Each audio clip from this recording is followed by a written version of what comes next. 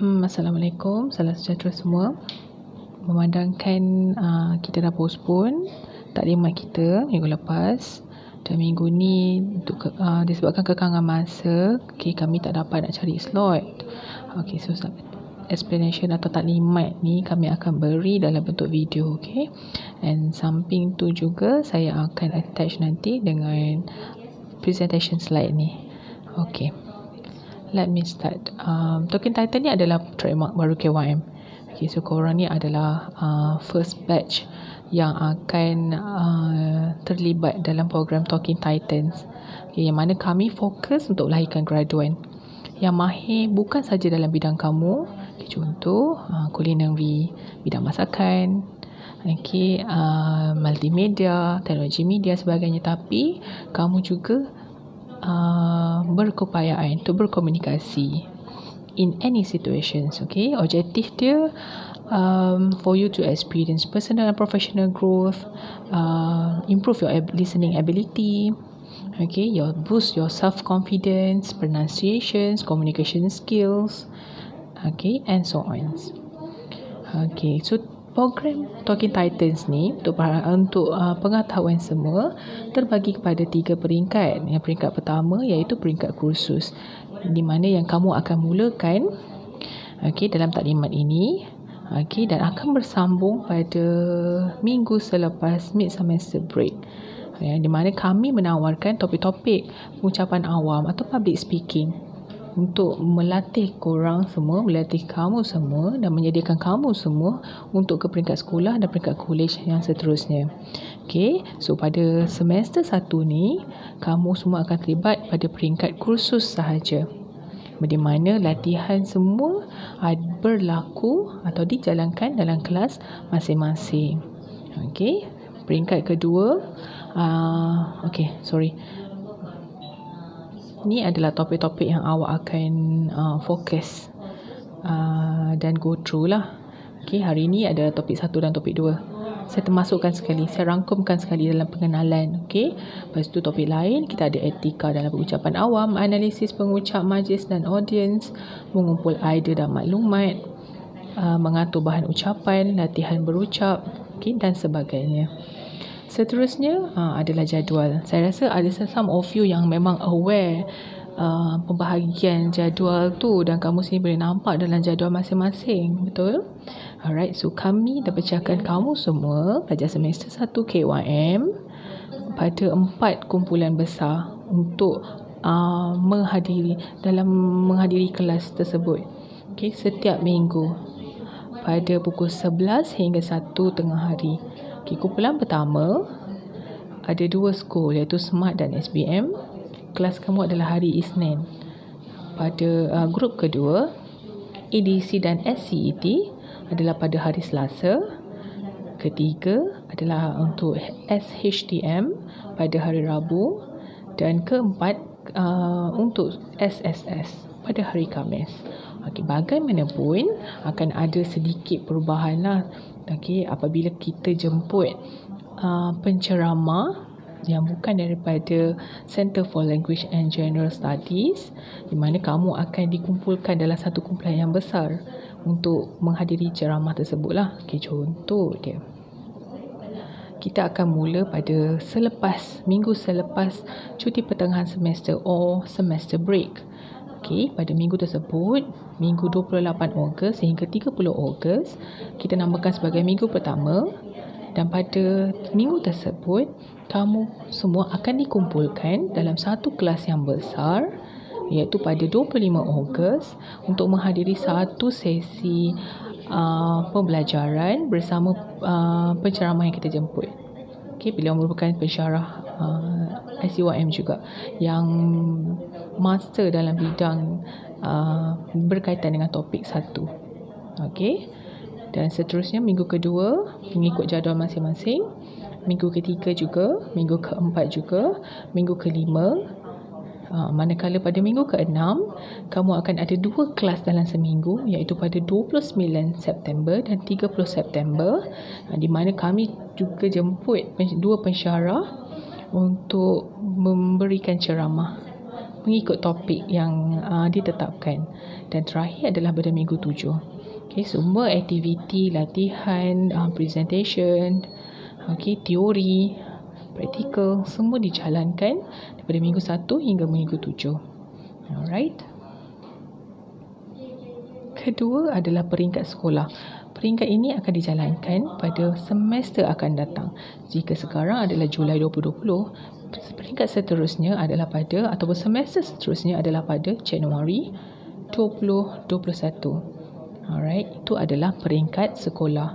Di mana semasa itu kamu semua adalah pelajar semester 2. Pada peringkat ini, pelajar akan terlibat dalam talking titan ataupun presentation tersebut di peringkat sekolah.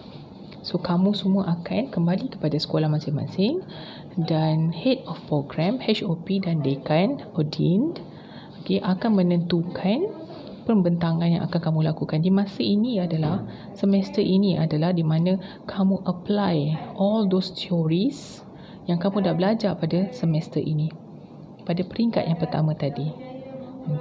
So sebarang pembentangan adalah ditetapkan oleh sekolah masing-masing. Pada akhir semester, anggarannya adalah dalam minggu ke-12, kami akan menganjurkan satu karnival yang dipanggil Karnival TT untuk memberi peluang pada semua pelajar untuk membuat pembentangan di public atau di khalayak ramai. Seterusnya adalah peringkat yang paling tinggi atau yang terakhir, iaitu peringkat college. Semandangkan awak dah spend sepanjang semester 2 nanti untuk peringkat sekolah atau peringkat school level. Yang ketiga dijangka bermula Julai 2021, iaitu peringkat college. Technically, kamu semua sudah berada di semester ketiga. Yang ini adalah peringkat di mana semua pelajar akan come up with your own text dan presentation, di mana kita akan sediakan satu tempat dan semua pelajar akan praktis sendiri. Di samping tu ada juga bimbingan daripada pensyarah daripada Center of Language and General Studies. Bila semua bersedia, dan pada minggu ketiga sehingga kesemua pelajar habis presentation,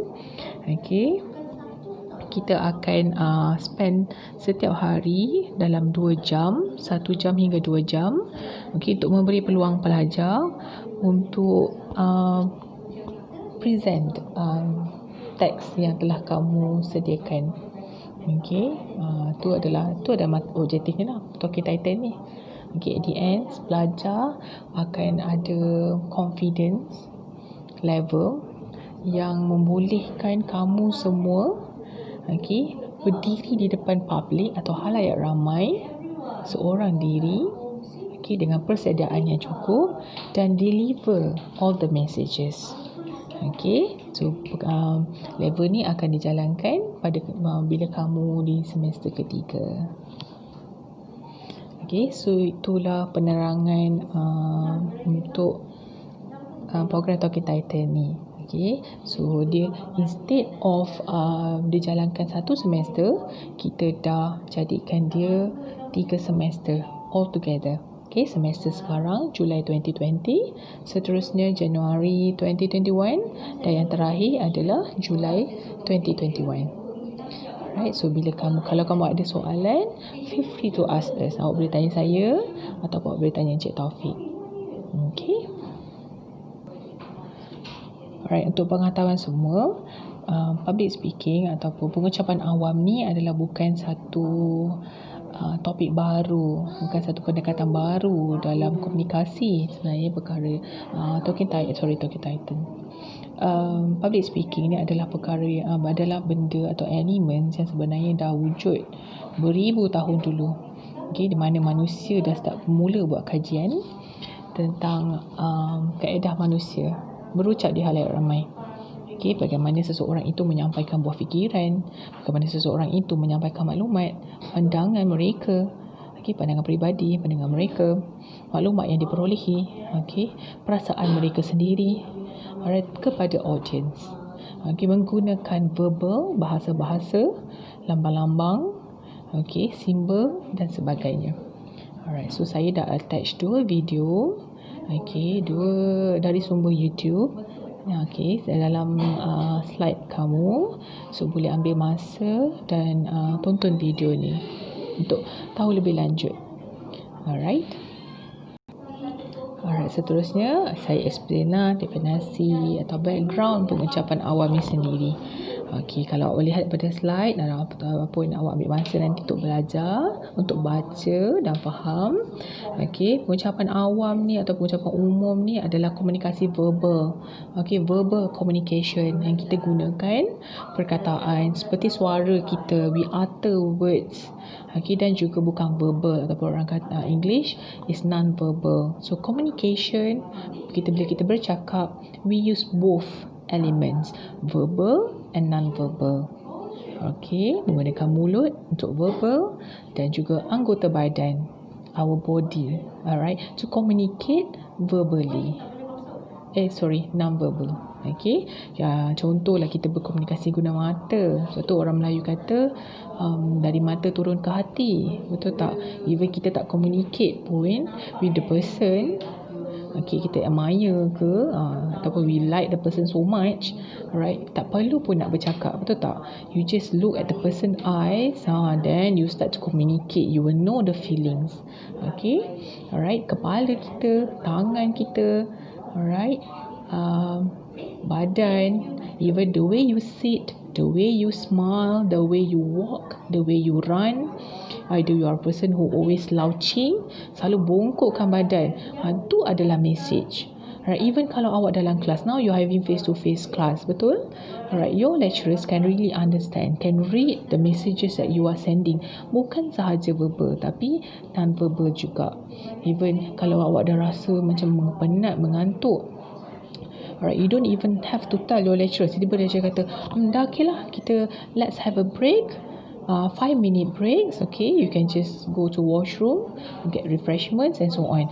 Okay, kenapa tiba-tiba pensyarah cakap itu? Mungkin juga you keep on sending the message indirectly to the lecturer, so lecturer boleh faham daripada mata korang, the way you sit, okay, and so on. So pensyarah faham, okay, pelajar saya perlukan break 5 minit mungkin. Okay, so she or he stop the lesson, dan bagi korang break. Those are communications. Alright. Kenapa kita berucap? Kenapa kita bercakap? Okay, so kita dah dari sini kita kelaskan kepada 4 point. Alright, tujuan pengucapan awam. Yang pertama adalah memberi maklumat. Seperti yang saya buat sekarang, is I'm giving you information. Okay, menerangkan proses, saya menerangkan perkara, saya menerangkan prosedur. Contoh ceramah motivasi lah, paling simple dan paling common. Kedua adalah membujuk. Okay, persuasif. Contoh career yang ada arts membujuk ni, persuasive arts, the arts of persuasions. Peguam, hakim, ahli politik. Takkanlah bila ahli politik tu berucap, kita semua macam fall terus, macam okey betul, kita follow parti ni, kita follow tu. Okey, tak naklah cakap pasal politik kan. Alright, ataupun kita bagi motivasi. Macam mana kita nak ubah persepsi orang tu, macam mana kita nak ubah cita rasa dia, kita nak ubah sikap seseorang itu.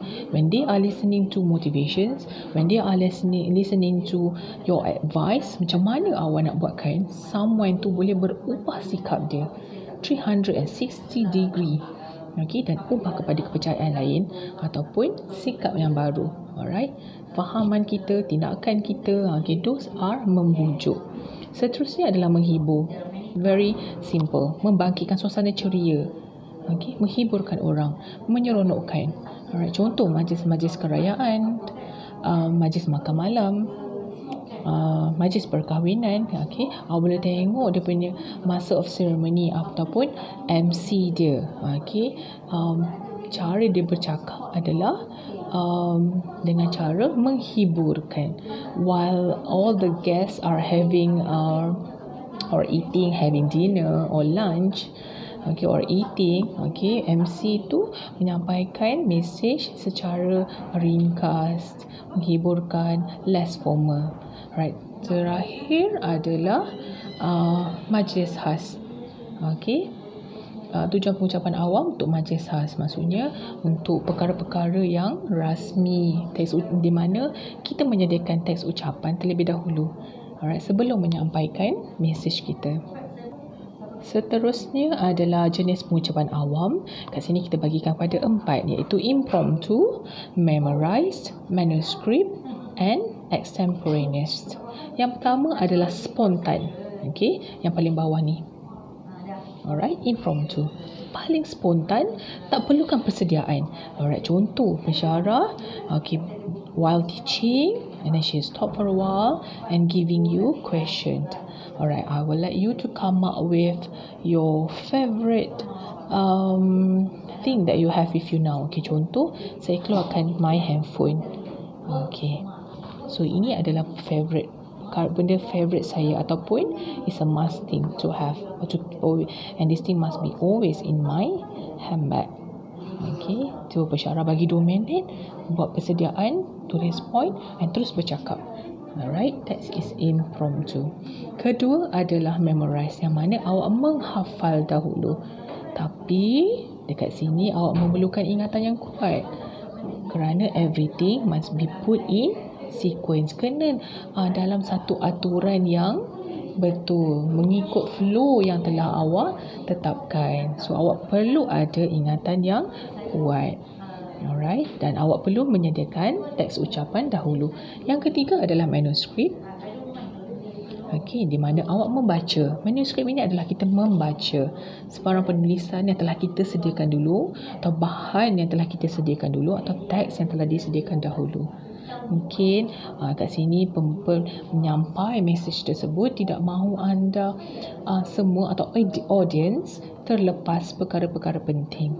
Okay, dan sebab itulah mereka membaca teks tersebut. Dan yang terakhir adalah gabungan kesemua yang telah saya sebutkan tadi, impromptu, memorize and manuscript. Kenapa kita gabungkan? Kerana in certain parts of the text mungkin memerlukan awak share own experience, so jadilah impromptu. In some parts of your presentation or text telah awak hafal, dan mungkin some of the text awak perlu baca kerana mungkin point atau fakta tersebut amat sukar untuk awak ingat, ataupun yang tidak awak sangat awak tidak selalu come across it, ataupun unfamiliar with you. Alright, itu adalah jenis-jenis pengucapan awam. Seterusnya, kepentingan pengucapan awam. Seperti yang awak nampak yang telah kami senaraikan, kepentingannya adalah untuk melancarkan kempen, untuk membentuk kredibiliti kita, okay, sebagai speaker, mempengaruhi undi, membetulkan salah faham, okay, membetulkan fakta, memberi motivasi atau memotivasikan orang lain, mewujudkan publicity, mempertingkatkan imej diri dan sebagainya.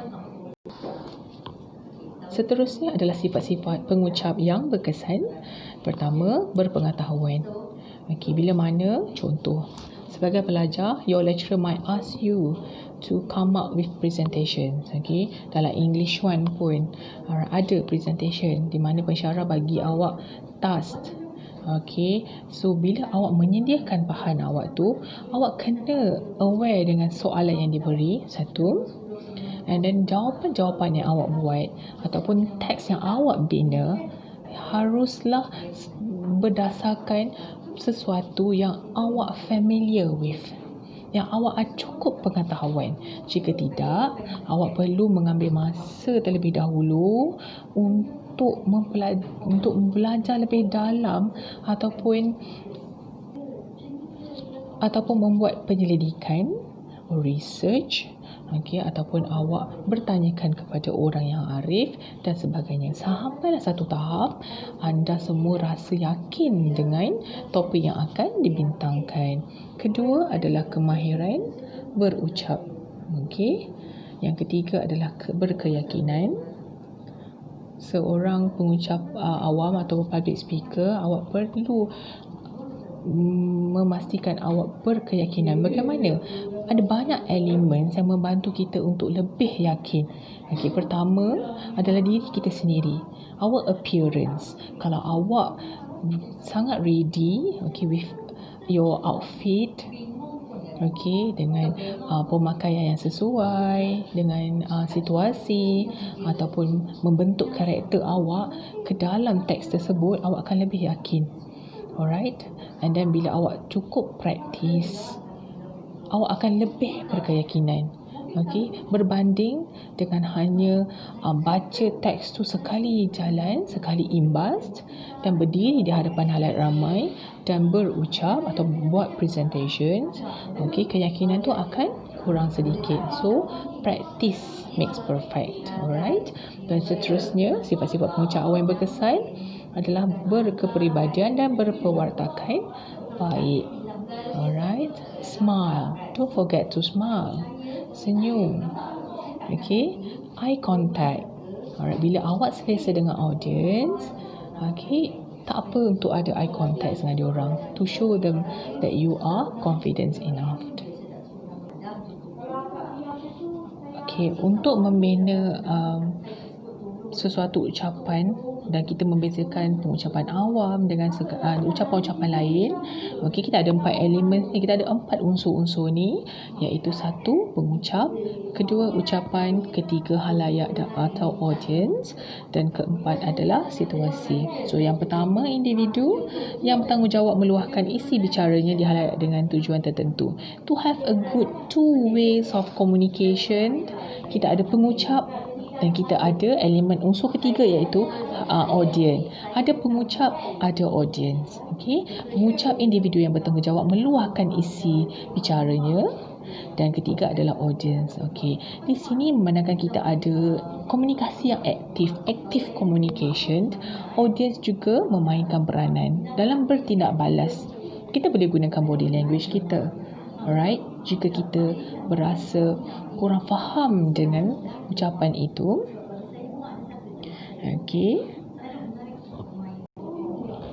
dan manakala pengucap juga, apabila anda menyediakan sebarang teks dan semasa membuat persediaan, perkara penting yang anda harus ada dalam minda atau fikiran anda adalah audience.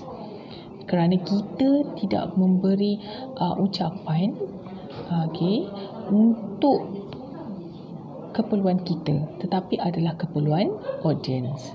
Apa yang diperlukan audience? Apa yang audience patut tahu? Bagaimana audience hendak bertindak balas? Setiap persediaan itu haruslah ada audience in your mind. Alright, in which memenuhi keperluan audience tersebut. Ataupun dalam kelas awak yang biasa, sebarang presentation awak sediakan is for your lecturers and your friends. Apa yang patut mereka tahu? Apa yang patut mereka fikirkan? Bagaimana mereka patut react? You are the one who control the whole sessions. Kedua adalah ucapan, iaitu all the contents, isi kandungan isi bicara yang diluahkan. That is ucapan. Dan unsur yang keempat adalah situasi, keadaan di mana sesuatu ucapan itu diadakan. Maksudnya situasi untuk ucapan ini dirancang terlebih dahulu. Alright.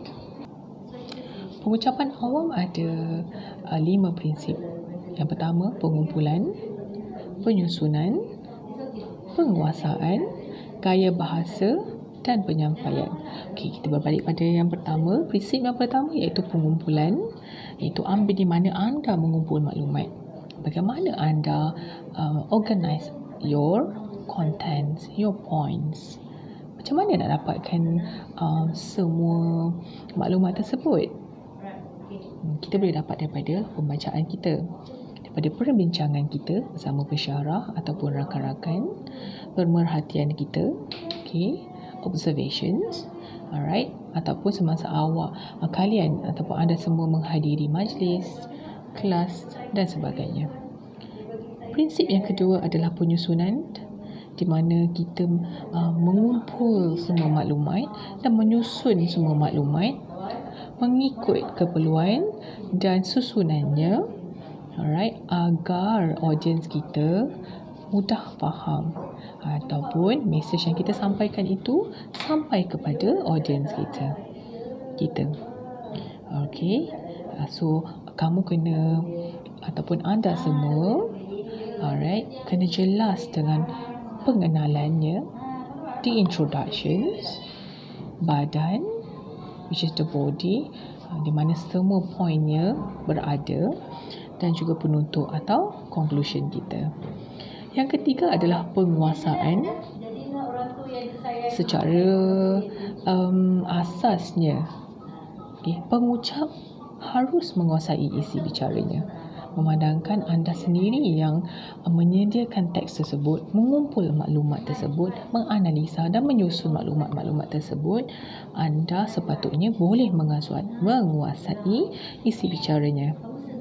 Bukan hanya menghafal, tapi anda harus boleh memahami apa yang anda sediakan. Dan ia akan memberi efek di mana bila anda mengutarakan atau memperkatakan nanti, ucapan anda akan lebih jelas dan tersusun and meet the objective. And the next one is gaya bahasa. Gaya bahasa di sini yang dimaksudkan dengan gaya bahasa adalah istilah-istilah yang sukar. Penggunaan bahasa atau perkataan-perkataan yang terlalu teknikal dan sukar untuk difahami. Alright. Tipsnya di sini adalah, jika ada keperluan untuk penggunaan perkataan tersebut, kita haruslah memberi maksud supaya audiens kita faham akan mesej yang cuba kita sampaikan. Alright, sebolehnya dielakkan penggunaan istilah yang sukar atau terlalu teknikal. Tapi jika tidak dapat dielakkan, anda sebagai pengucap harus memastikan audiens anda boleh memahami mesej yang anda sampaikan. Yang terakhir adalah penyampaian. Gaya penyampaian ni sangat penting kerana audiens dapat lihat kita dengan jelas. Contoh, pengawalan suara kita. Tone kita atas, tinggi, rendah, sederhana, pengawalan nafas kita. Jangan risau, kamu semua akan belajar nanti. Alright, bahasa badan, body language kita lah, gerakan tangan kita, mimik muka. When you are sharing happy news, alright, takkanlah muka tu masam, sedih je kan. So kenalah guna mimik muka ataupun tune mimik muka tu kepada mimik muka yang ceria, yang suka dan sebagainya. Penampilan diri pun penting juga. Jika contohlah pengucap tu menyampaikan teks ataupun mesej berkaitan bulan kemerdekaan. Sedangkan bulan Ogos ni bulan kemerdekaan kan. Untuk membuat anda lebih yakin dan menyampaikan atau memberi impak dalam penyampaian anda, kenapa tidak kita pakai pakaian kebangsaan kita? Betul? So penyampaian itu akan lebih meyakinkan. Alright. Itu sahaja perkenalan untuk pengucapan awam untuk modul Talking Titans. So seperti yang saya dah cakap pada awalnya, selepas mid semester break, cuti pertengahan semester, anda semua akan memulakan sesi yang pertama pada 25 Ogos, tak silap saya. Alright, so jika ada sebarang perubahan dan sebagainya, kami akan maklum kepada anda semua. So harap semua pelajar akan turut serta dalam program ni. Alright, have fun. Jangan stres sangat, sebab kita untuk program ni kita nak belajar, tapi dalam masa yang sama kita nak enjoy juga. Alright, so jangan jadikan bila kata komunikasi kena bercakap, presentation je, semua orang stress. No, sebab semua orang pun we are learning. Okay, we are still learning. It's okay to make mistake, to ask questions. Okay, tak apa kalau tak tahu, tak ada masalah. Then you can just ask. Okay, so kami semua akan sentiasa, kami boleh je tolong. Alright, okay, so thank you.